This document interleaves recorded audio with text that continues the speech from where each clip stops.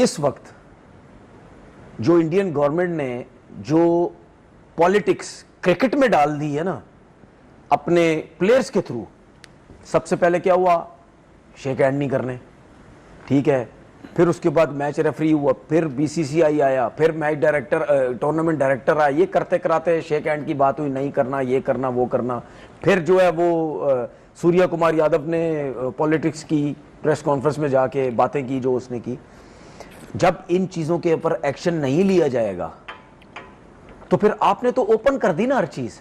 अब इस वक्त वो हाल हो रहा है, इंडिया जो करेगा हम उस चीज को पकड़ेंगे, हम जो करेंगे इंडिया उसको पकड़ेगा। हम ग्राउंड में जो हरकतें करें, वो ग्राउंड में जो हरकतें करें, हम पता क्या करेंगे, ठीक है, उसने यूं की किया, उसने वो क्यों किया, ठीक है। अब साहबजादा फरहान का सेलिब्रेशन का जो स्टाइल था, बैट उठा के ये फायरिंग, ये वो जो, तो भाई वो तो महेंद्र सिंह धोनी भी कर चुके हैं, ठीक है, वो तो महेंद्र सिंह धोनी भी कर चुके हैं, इसमें क्या कोई इतनी बड़ी बात थी। लेकिन ये बीसीसीआई, इंडियन गवर्नमेंट ने इस क्रिकेट को इतना खराब कर दिया है। पहले इन्होंने क्या किया, अवाम को आपस में लड़ाने की कोशिश की, खिलाफ कर रहे हैं इंडिया की अवाम और पाकिस्तान की अवाम, ये उसमें हरकतें करते रहे।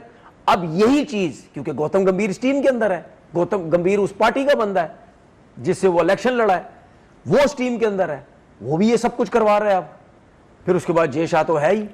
तो जब आपका इंडिया से जब मैच होगा तो यही सब कुछ होना है। अब मैं ये समझता हूं कि कुछ चीजें हम भी गलत कर रहे हैं, लेकिन उनकी तरफ से भी हो रही हैं, हमारी तरफ से भी हो रही हैं। ये दो तरफ। क्रिकेट को क्रिकेट की तरह चलाओ यार, क्रिकेट को क्रिकेट की तरह चलाओ। अगर वो उल्टी सीधी हरकतें कर रहे हैं तो हमारे प्लेयर्स को करने की जरूरत नहीं है, हमारे प्लेयर्स को करने की जरूरत नहीं है। उसके बाद मतलब मैं हैरान हो रहा हूं, आपके पॉलिटिशियन बैक कर रहे हैं अपने प्लेयरों को कि यार आपने बड़ा अच्छा काम किया, आपने बड़ा अच्छा काम किया। तो भाई हम तो ये कह रहे हैं कि यार वो जो कर रहे हैं वो कर रहे हैं, उनको करने दो, हमने वो काम नहीं करना है, ठीक है ना। लेकिन हम वही हरकतें किए जा रहे हैं। अब सुन लें, हम तो वो लोग हैं, हम तो वो लोग हैं, हमारे क्रिकेटर्स हो गए, हमारा क्रिकेट बोर्ड हो गया या हमारी आवाम हो गई, हम तो वो लोग हैं, हम तो ये कहते हैं जो तुमने गंद फैलाओ, हम क्रिकेट सियासत को क्रिकेट में नहीं लाएंगे। करना पड़ेगा। सलमान अली आगा ने भी इस कैच के हवाले से राय अपनी दी है, ठीक है।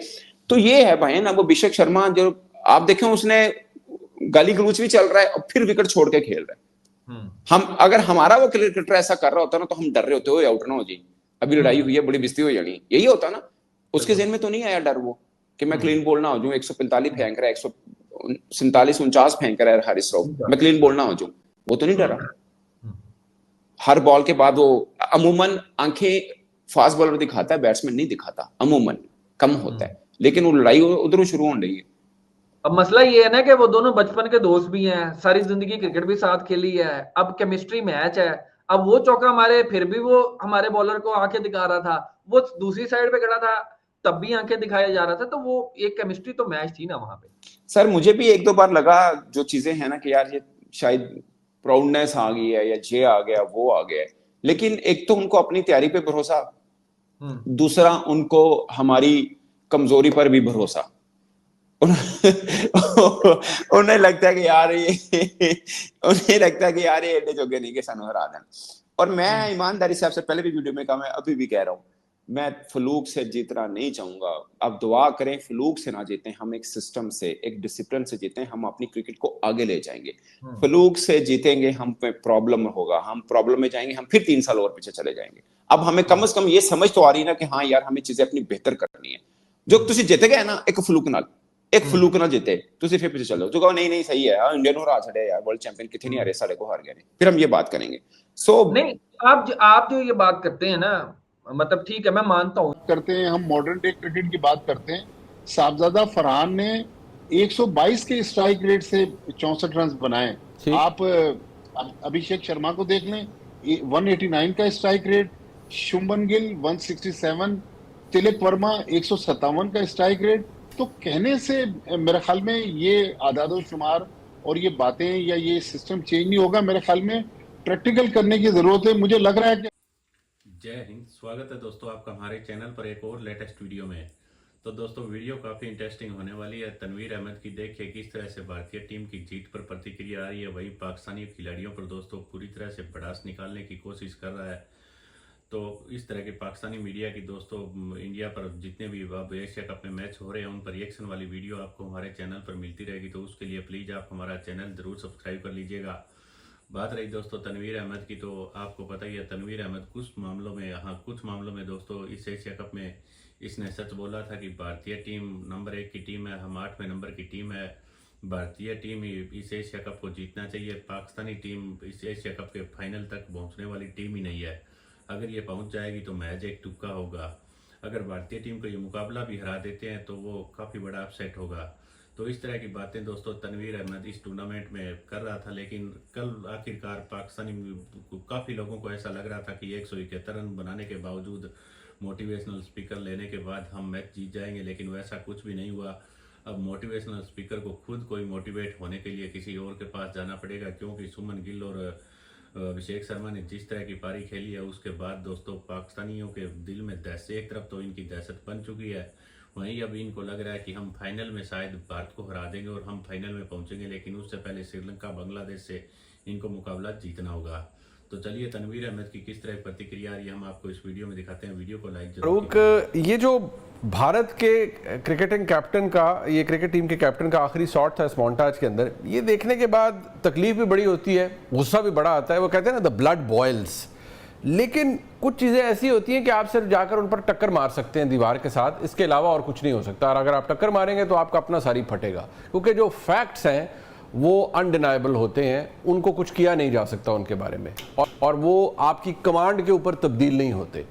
बात तो सीधी सी है कि जब आप एक इतनी क्रिकेट लविंग नेशन हो, इतनी तगड़ी टीम रही हो पाकिस्तान की, और इतना उसका एक रिच हिस्ट्री रही हो, और आज हालत ये आ जाए कि भारत जो कि आर्च राइवल रहा है पाकिस्तान का, बड़े ज़बरदस्त कॉन्टेस्ट होता है, वहाँ एक मुल्क का कप्तान ये कहने लग पड़े कि भाई ये राइवलरी काहे की है, ये तो वन साइडेड एक किस्म के मैचेस होते हैं जहां रेशो जो है वो 10-1 की आ गई है, 7-0 की आ गई है। तो ये बहुत बड़ा असर पड़ता है पाकिस्तान की मोरल के ऊपर, पाकिस्तान की क्रिकेट टीम की पोटेंशियल के ऊपर। सवाल सबसे पहला जो हर एक के जहन में आता है कि भाई हमसे क्यों नहीं हो पा रहा। नंबर 2 ये आता है अच्छा हमारे पास टैलेंट ही नहीं है। नंबर 3 आता है नहीं, वो यहाँ एक्चुअली हमारे क्रिकेट में सियासत बहुत है। पता नहीं मसला क्या है। मैं आपकी तरह जो आप इस वक्त देख रहे हैं ये प्रोग्राम, एक आम पाकिस्तानी हूँ और क्रिकेट से प्यार करता हूँ, लेकिन मुझे अफसोस के साथ ये कहना पड़ता है कि मेरा भी इंटरेस्ट लूज़ हो गया है कि जब इंडिया पाकिस्तान का गेम हो तो बजाय इसके कि आप अपना संडे ख़राब करें, अपना मूड ख़राब करें, इससे बेहतर होता है आप ना ही देखें। कल मैंने कोशिश की, लेकिन क्या करें, मुल्क से प्यार है, अपनी टीम से प्यार है, तो फिर आप देखते हैं, लेकिन एंड में क्या होता है, यू आर लेफ्ट डिसइल्यूजन्ड, और आपके पास कुछ और होता नहीं है कि हम क्या करें, अपना गुस्से का इजहार कैसे करें। बहरहाल अब हम इस चीज़ के ऊपर तो चेरिश करते हैं कि भारत से हमने जंग जीती और शायद हमने वही जंग एग्जिबिट करनी थी मैच के अंदर भी। तो भाई मैच के अंदर तो आपने क्रिकेट खेलना था, आपने इशारे करके नहीं बताने थे कि 6-0 है या क्या है, वो तो हमारी फौज ने करके दिखा दिया, एयरफोर्स ने। वो चैप्टर हिस्ट्री में चला गया और वो याद रहेगा सबको। लेकिन यहाँ भी एक हिस्ट्री क्रिएट होना थी, वो क्यों नहीं हो पा रही हमसे, ये सवाल है। और मेरे साथ दो शख्सियात इस वक्त मौजूद है। जब हम क्रिकेट की बात करते हैं, स्पोर्ट्स की बातें, तो पाकिस्तान के अंदर ये दो बड़े नाम हैं सहाफ़त के अंदर जो सीनियर स्पोर्ट्स जर्नलिस्ट हैं, and I consider them as authority. इनके पास खबरें भी बहुत होती हैं, पता नहीं सारी खबरें देते हैं या नहीं देते, ये उनके ऊपर है। मैं मिन्नत तो करूँगा उन्हें कि खबरें दें, लेकिन एक्चुअल वजह क्या है हमारी इस ज़बू हाली की जो क्रिकेट के अंदर है, इस पर बात करने के लिए मेरे साथ मौजूद है जनाब सीनियर स्पोर्ट्स जर्नलिस्ट जनाब अब्दुल माजिद भट्टी साहब। भट्टी साहब बहुत शुक्रिया आपका। और जनाब सैयद याया हुसैनी साहब, पाकिस्तान की स्पोर्ट्स जर्नलिज्म के अंदर एक और बड़ा नाम, बहुत शुक्रिया याया हुसैनी साहब आपका भी।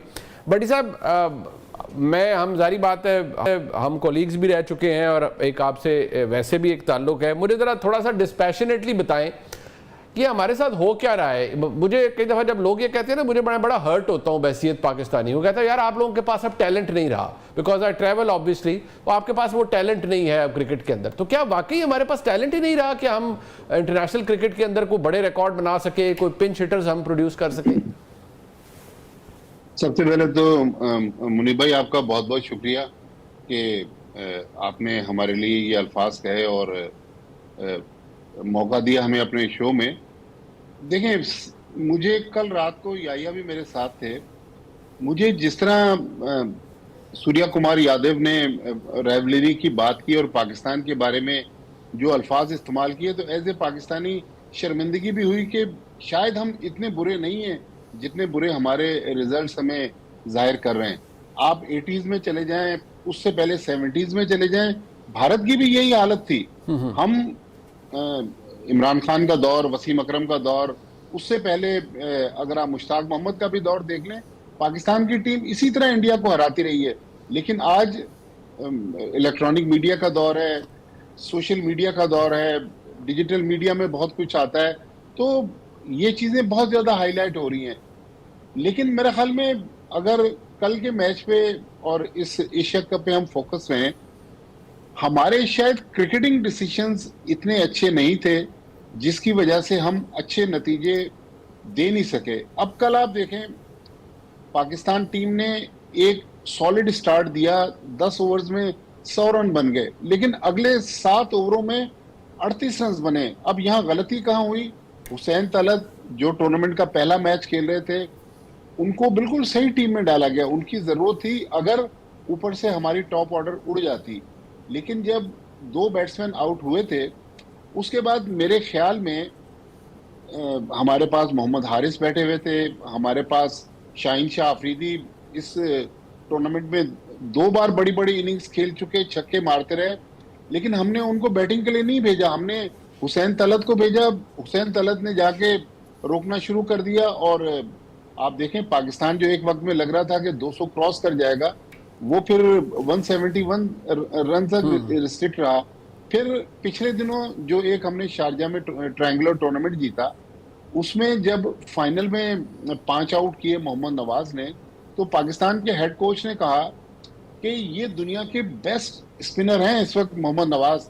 और कल के मैच में हमने मोहम्मद नवाज को एक ओवर भी नहीं दिया, हम पार्ट टाइमर के साथ आगे बढ़ते रहे। तो मेरे ख्याल में हम जो ये फियरलेस क्रिकेट की बात करते हैं, हम मॉडर्न डे क्रिकेट की बात करते हैं, साहबजादा फरहान ने 122 के स्ट्राइक रेट से 64 रन बनाए। आप अभिषेक शर्मा को देख लें, 189 का स्ट्राइक रेट, शुभमन गिल 167, तिलक वर्मा 157 का स्ट्राइक रेट। तो कहने से मेरे ख्याल में ये आदादो शुमार और ये बातें या ये सिस्टम चेंज नहीं होगा। मेरे ख्याल में प्रैक्टिकल करने की जरूरत है। मुझे लग रहा है कि हमारे कप्तान और हमारे हेड कोच बात जगहों पे ऐसे सो जाते हैं कि जिन्हें जगाने की जरूरत है। अच्छा। अगर बेहतर ठीक क्रिकेटिंग डिसीजन हो तो नतायज मजीद बेहतर आ सकते हैं। ये क्रिकेटिंग डिसीजन की बात है याया हुसैनी साहब, या तो दोस्तों, उम्मीद करता हूँ आपको वीडियो काफ़ी अच्छा पसंद आया होगा और आपको इस बात का पता है तनवीर अहमद इस बार ज़्यादातर इंडिया के पक्ष वाली बातें क्यों कर रहा है और पाकिस्तानी टीम के प्रदर्शन को लेकर क्यों धज्जियाँ उड़ा रहा है। तो मेन वजह यही है कि दोस्तों, बाबर आजम और रिजवान का काफ़ी इनकी पैरवी आपको देखा होगा तनवीर अहमद किस तरह से करता है। अगर वो दोनों इस टूर्नामेंट में खेलते तो दोस्तों ये उनको, चाहे वे भले ही 0 पर आउट होते या स्कोर करते तो दोस्तों तनवीर अहमद के लिए उससे बढ़िया कुछ भी नहीं था। भले ही पाकिस्तानी टीम मैच हारती, कुछ भी होता, लेकिन उन दोनों का स्कोर अगर इस टूर्नामेंट में बराबर होता रहता तो तनवीर अहमद के लिए काफ़ी खुशी की बात होती। और उन दोनों को दोस्तों यह पाकिस्तानी मीडिया में आपने देखा होगा काफ़ी बार बैठ कर डिपेंड भी करता है। और अब ये बात सही भी है दोस्तों, जो पाकिस्तान के मौजूदा खिलाड़ी खेल रहे हैं उनको बजाय बाबर आजम और रिजवान को ही ढोना अच्छा था। अगर हाँ, बाबर आजम और रिजवान से काफ़ी अच्छे स्ट्राइक रेट के साथ ये पाकिस्तान के जो अब नए खिलाड़ी है कि कोई 170-80 के स्ट्राइक रेट से खेलने वाले प्लेयर आते तो इनको बाबर आजम और रिजवान को बाहर करने का फायदा मिलता। वरना वो सिंगल डबल लेकर दोस्तों एक पारी को चलाते थे और लास्ट के 3-4 ओवरों तक वहां तक मैच ले जाते थे जहां पर इनके 1 या 2 विकेट ही गिरे हुए होते थे। आखिर में वो काम किसका था कि हिटिंग करके 20-30-50 रन पिछले 4-5 ओवरों के अंदर जोड़े, वो किसी दूसरे का काम होता था। लेकिन बाबर आजम और दोनों दोस्तों विकेट पर डटे रहते थे। तो इस मामले में तनवीर अहमद सही भी है। और उधर दोस्तों पाकिस्तान के मौजूदा टीम का जिस तरह का प्रदर्शन है, यह तनवीर अहमद की बातों को सही साबित भी कर रहा है। और भारतीय टीम के बारे में आपने देखा होगा किस तरह से तनवीर अहमद कह रहा है पहले से ही कि ये भारतीय टीम एशिया कप का फाइनल भारतीय टीम ही जीतेगी। और एशिया में इन टीमों में किसी में दमखम नहीं है। अब नजर आ रहा है कि भारतीय टीम को कोई भी मुकाबला हरा दे। और खासकर पाकिस्तान के बारे में तो हर बार तनवीर अहमद ने कहा है कि ये काफ़ी बड़ा अपसेट होगा अगर पाकिस्तान हरा देता है तो दोस्तों ठीक वैसा ही होता हुआ नजर आ रहा है। कोई भी अपसेट पाकिस्तान की टीम अब तक कर नहीं पाई है। कल देखते हैं श्रीलंका को क्या पाकिस्तान हरा पाता है। तो उस पर भी हम आपके लिए पाकिस्तानी मीडिया की एक से एक लेटेस्ट वीडियो लेकर आते रहेंगे। मिलते हैं एक और नई वीडियो के साथ, तब तक जय हिंद, वंदे मातरम।